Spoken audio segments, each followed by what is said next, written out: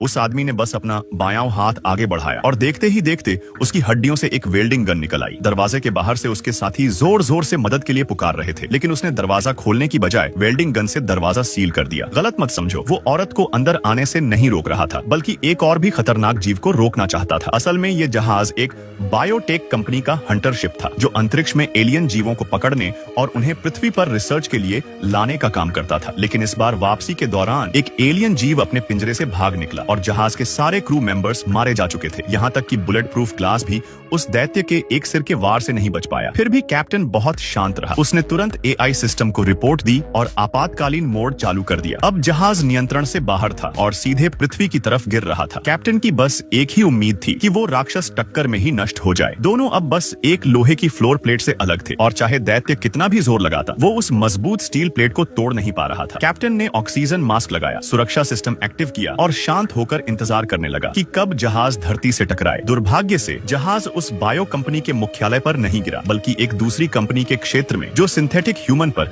Research करती थी। धरती पर लोगों ने जब आसमान से गिरते जहाज को देखा तो पहले तो सबको लगा ये कोई सपना है, लेकिन जब तेज धमाका गूंजा सबको एहसास हुआ ये कोई भयानक एयर क्रैश है। रेस्क्यू टीम तुरंत रवाना हो गई। उनका काम था बचे हुए लोगों को निकालना, घायलों को हटाना और जगह सील करना। जहाज जमीन में 45 डिग्री एंगल पर धंसा हुआ था और उसके साइड में एक बड़ा छेद बन गया था, जहां से टीम अंदर जा सकती थी। अंदर जाते वक्त किसी ने नहीं सोचा था कि वो जिंदगी में सबसे डरावनी चीज देखने वाले हैं। उधर कैप्टन ने भी अपनी वेल्डिंग गन से एक और दरवाजा खोला। वो जानता था कंपनीज के बीच कड़ा मुकाबला है, इसलिए वो नहीं चाहता था कि दूसरी कंपनी को जहाज के सैंपल्स या मिशन का राज पता चले। लेकिन जहाज के अंदर हर तरफ टूटे फूटे अधूरे शव बिखरे थे, जो साफ दिखा रहे थे कि ये टक्कर से नहीं मरे, बल्कि कुछ और ने हमला किया था। सिग्नल जाम होने से टीम के सदस्य आपस में बिखर गए। तभी ब्लैकी और टाई को एक सैंपल स्टोरेज रूम मिला, जहां कई अजीब आकार के जीव कांच के टैंक में रखे थे। दोनों घबरा गए। टैंक के बाहर पड़े शव ऐसे थे जैसे किसी ने उन्हें अंदर से सुखा दिया हो। अचानक एक छोटी कीड़े जैसी चीज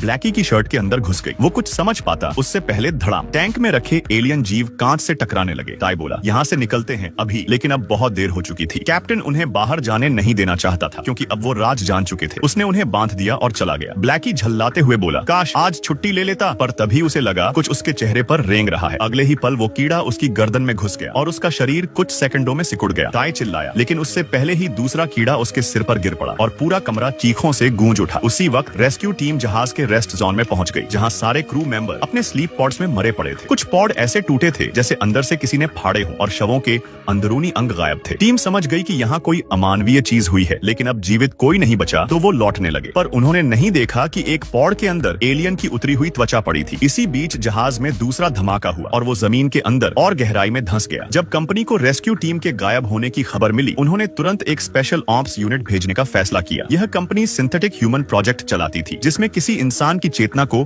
कृत्रिम शरीर में ट्रांसफर किया जाता था। ये सिंथेटिक लोग इंसान जैसे सोच सकते थे, लेकिन उनमें भावनाएं नहीं होती थी, क्योंकि उनका शरीर एड्रेनालिन या इमोशनल केमिकल्स नहीं बनाता था और तकनीक की सीमा के कारण अभी तक सिर्फ बच्चों की चेतना ही ट्रांसफर की जा सकती थी। उनमें से एक थी वेंडी, जो पहला सफल प्रोटोटाइप थी, और रेस्क्यू टीम के एक सदस्य की बहन भी। जब उसे पता चला कि उसका भाई अब भी जहाज में फंसा है, उसने तुरंत कहा, मैं उसे बचाऊंगा, he is not going to die. Company के सीईओ को इसमें दिलचस्पी हुई, क्योंकि वो हमेशा सोचता था कि सिंथेटिक ह्यूमन में भावनाएं क्यों नहीं होती, लेकिन वेंडी का ये कदम साबित कर सकता था कि शायद भावना भी डेटा में बस सकती है। और इस तरह वेंडी एक निर्दयी एलियन जहाज की ओर रवाना होती है, जहां अब सिर्फ मौत, रहस्य और एक नई शुरुआत इंतजार कर रही है। ये एक एलियन जीव था, बाहर से देखने में तो क्यूट और मासूम, पर असल में बेहद खतरनाक परजीवी। अगर ये किसी के शरीर में घुस जाए तो वो सिर्फ एक आंख नहीं बल्कि पूरा दिमाग खा जाता है। मौके पर मौजूद थे जीनियस कंपनी की स्पेशल टीम, जिनकी शारीरिक क्षमता आम इंसानों से कई गुना ज्यादा थी। उन्होंने उस जीव को कैद कर लिया और ब्लैक ने तुरंत बॉक्स को कसकर दबा लिया। लेकिन ये तो बस शुरुआत थी, क्योंकि जहाज पर ऐसे कई एलियन जीव मौजूद थे। बाहर एक विशाल मांसाहारी एलियन पौधा भी था, जो खतरा पैदा कर रहा था। टीम का मिशन था बचे हुए इंसानों को बचाना, न कि इन जीवों को खत्म करना। मगर बाहर की बायोटेक कंपनी का कहना था कि ये जहाज उनका निजी संपत्ति है और कोई दूसरी कंपनी इसे छू भी नहीं सकती। लिटिल जीनियस और भी ज्यादा जिज्ञासु हो गया, क्योंकि अगर वो इतना छिपा रहे हैं तो जरूर अंदर कुछ बहुत बड़ा रहस्य है। उन्हें क्या पता था कि यही एलियन जीव जल्द ही धरती पर तबाही मचाने वाले थे। इस बीच मिच और उसकी टीम एलियन के सामने आ चुके थे। साधारण गोलियां बेअसर थीं। उन्होंने स्पेशल फोर्स से मदद मांगी, लेकिन कम्युनिकेशन ब्लॉक हो चुका था। था। मिच किसी तरह जहाज से निकलकर एक ऊंची इमारत में जा पहुंचा। वो दंग रह गया जब देखा ऊपर के अमीर लोग अब भी पार्टी कर रहे थे, मानो कुछ हुआ ही न हो। लेकिन जल्द ही एलियन ने हमला कर दिया और पार्टी तबाही में बदल गई। सारे अमीर लोग मांस के टुकड़ों में बदल गए, सिर्फ मिच लाशों के नीचे छिपकर बच गया। तभी शिप कैप्टन वहां पहुंचा। उसके पास लेजर गन थी। उसने एलियन को घायल कर दिया। क्योंकि वो कंपनी की संपत्ति था, उसे जिंदा पकड़ना जरूरी था। मिच ने उसे धन्यवाद कहना चाहा, पर कैप्टन ने उस पर भी गोली चला दी, क्योंकि मिच दूसरी कंपनी का था। हालांकि उसने जान नहीं ली, बल्कि एलियन को पकड़कर फिर से जहाज में डाल दिया। जब वो लिफ्ट से लौट रहा था तो सामने सर्च टीम आ गई। वो बोला ये बस सामान है, पर तभी बैग हिला और एलियन की हरकत पकड़ ली गई। टीम ने उसे हथकड़ी लगा दी। तभी एलियन जाग गया और कैप्टन पर हमला कर दिया। कुछ ही देर बाद वेंडी अपनी टीम के साथ पहुंची। वो मिच की बहन थी। असल में वेंडी को लाइलाज बीमारी थी, इसलिए उसने अपनी चेतना को साइबोर्ग बॉडी में ट्रांसफर कराया था। मिच उसे पहचान नहीं पाया, पर थोड़ी देर में सब साफ हो गया। वे सब जहाज से निकलने की तैयारी करने लगे। तभी उन्हें कुछ गोल अंडे जैसे अजीब ऑब्जेक्ट्स दिखे। मिच ने पास जाकर देखा तो उनमें से एक जीव हिलने लगा। वेंडी को भी खतरे का एहसास हुआ, पर तब तक देर हो चुकी थी। एलियन ने मिच पर हमला कर दिया। मिच गहराई में गिर गया और वेंडी ने भाई को बचाने के लिए खुद भी उस अंधेरे में छलांग लगा दी। किसी को वहीं रहकर अंडों की निगरानी करनी थी, क्योंकि अगर वो फूट गए तो पूरी धरती खतरे में पड़ जाती। और अगर तुम एलियन को पालतू बनाना चाहते हो तो तुम्हें चाहिए एक खास हाई वोल्टेज इलेक्ट्रिक गन। ये कोई आम हथियार नहीं। इससे निकलने वाली बिजली की ताकत इतनी ज्यादा होती है कि गोली और चाकू से न रुकने वाले एलियन भी कुछ ही सेकंड में सदमे से बेहोश हो जाते हैं। और सिर्फ इतना ही नहीं, इस गन में एक ऐसा मोड भी है जो स्पाइडर वेब जैसी फोम निकालता है, जो सामने वाले को तुरंत स्लीप मोड यानी गहरी नींद जैसी स्थिति में पहुंचा देता है। लेकिन याद रखो, एलियन कोई बिल्ली कुत्ता नहीं। उनकी ऊंचाई लगभग 2 मीटर, वजन 300 किलो तक होता है। अगर तुम्हारे पास ताकत नहीं या टीम नहीं तो इन्हें पकड़कर ले जाना नामुमकिन है। लेकिन अगर तुम्हें इतने बड़े जीव पसंद नहीं तो कोई बात नहीं। इस बार टैंगो कंपनी अंतरिक्ष से 5 तरह के एलियन जीव लेकर लौटी है। पहला है एक ऑक्टोपस जैसा पैरासाइट, जिसके पास सिर्फ एक ही आंख है, लेकिन वो 6 दिशाओं में एक साथ देख सकता है। दिखने में तो ये काफी क्यूट लगता है, मगर गलती से भी इसे नकली आंख बनाकर मत लगाना, क्योंकि इसका असली शौकन है इंसानों के दिमाग खाना। इसकी दूसरा जीव है ब्लड सकिंग वर्म, जो दिखने में छोटा है मगर इसके पेट में जैसे खाई भरी है। कुछ ही मिनटों में ये एक पूरे इंसान का सारा खून चूस सकता है। हालांकि ये सिर्फ उन जीवों पर हमला करता है जो हिलडुल नहीं सकते, तो अगर तुम सतर्क रहो तो इसे पैर के नीचे कुचलना ही काफी है। तीसरा है एक एलियन पौधा, जिसका आकार उलटी फूल की कली जैसा है। इसकी सतह पर एक पारदर्शी झिल्ली होती है और नीचे से लगातार चिपचिपा तरल टपकता रहता है। जैसे ही कोई जीव पास आता है,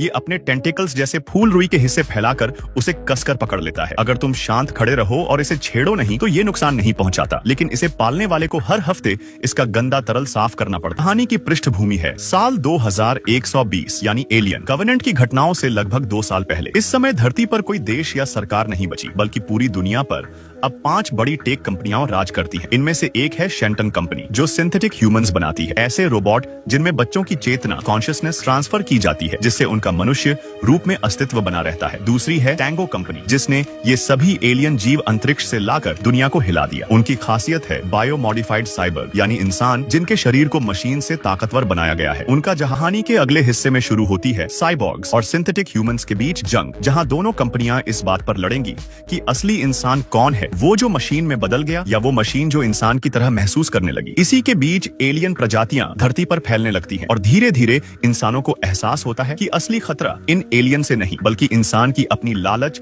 और घमंड से है।